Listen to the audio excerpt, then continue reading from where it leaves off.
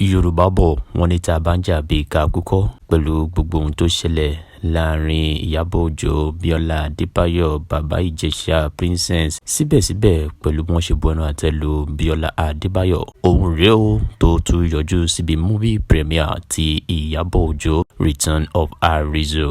Ẹ wo Bíọ́lá Adébáyọ̀, what a peaceful lady. Ẹ wo àkọlé yẹn lókè fún ẹ̀yin elédè Gẹ̀ẹ́sì, ẹ máa understand ohun tí mò ń gbìyànjú láti sọ.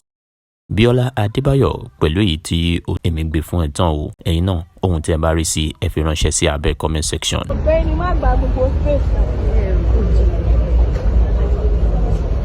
You are spoiling my shot.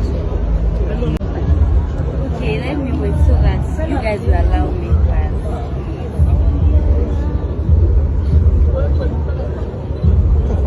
Okay, can I move now? Thank you.